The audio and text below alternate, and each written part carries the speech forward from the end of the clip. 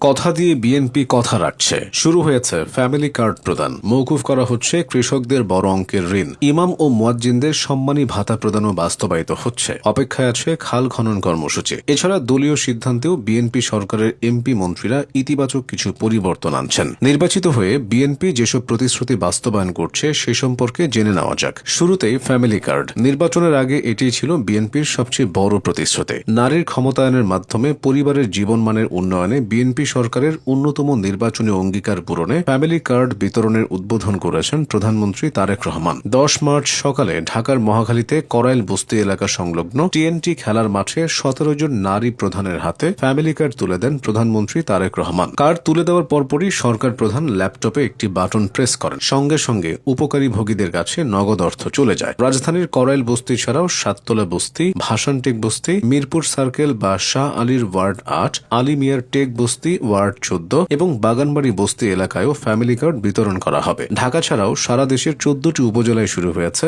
Family card বিতরণের পরীক্ষামূলক কার্যক্রম। প্রাথমিকভাবে 3,20,000 পরিবারকে এই কার্ড দেওয়ার লক্ষ্য নির্ধারণ করা হয়েছে। নির্বাচনের আগে বিএনপি অঙ্গীকার করেছিল 10,000 টাকা পর্যন্ত কৃষি ঋণ সুদ সহ মওকুফ করা হবে। সেই প্রতিশ্রুতি অনুযায়ী মন্ত্রিসভার প্রথম বৈঠকেই তা কার্যকরের সিদ্ধান্ত নেওয়া হয়। সরকার তার নির্বাচনী ইশতেহার অনুযায়ী শস্য, ফসল, মৎস্য ও পশুপালন খাতে 10,000 টাকা পর্যন্ত কৃষি ঋণ সুদ সহ মওকুফের সিদ্ধান্ত গ্রহণ করেছে। এর মূল লক্ষ্য হল দরিদ্র কৃষকদের সামাজিক নিরাপত্তা নিশ্চিত করা এবং কৃষি খাতের মেরুদণ্ডকে শক্তিশালী করা। বাংলাদেশ ব্যাংকের তথ্য মতে সরকারি বাণিজ্যিক ও বিশেষায়িত ব্যাংকগুলো এবং বেসরকারি বাণিজ্যিক ব্যাংকগুলোর 2026 সালের 25 ফেব্রুয়ারি পর্যন্ত সুদ সহ কৃষকদের কাছে পাওনা রয়েছে প্রায় 1,550 কোটি টাকা, যা এই মওকুফের আওতাভুক্ত হবে। এ ঋণ মওকুফ করা হলে আনুমানিক 12 লাখ কৃষক প্রত্যক্ষভাবে লাভবান হবে। ফলে ক্ষুদ্র ও প্রান্তিক কৃষকরা ঋণের দায় থেকে মুক্ত হতে পারবেন, যা তাদের কর্মস্পৃহা বাড়াবে এবং দেশের কৃষি খাতে উৎপাদন বৃদ্ধিতে সহায়ক হবে। এছাড়া কৃষকদের ক্রেডিট রেকর্ড বা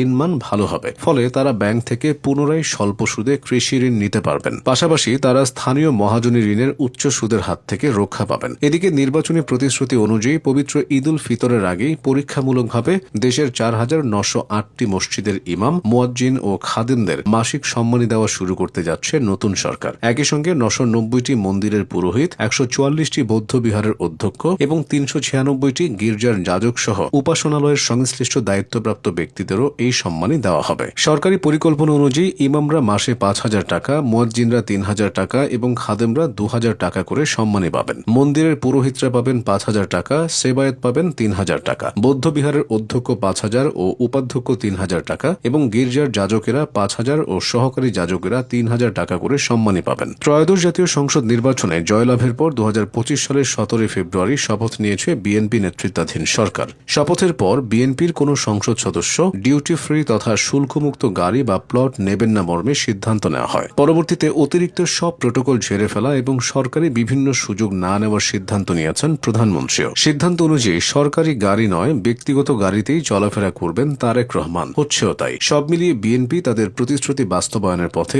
এগিয়ে যাচ্ছে।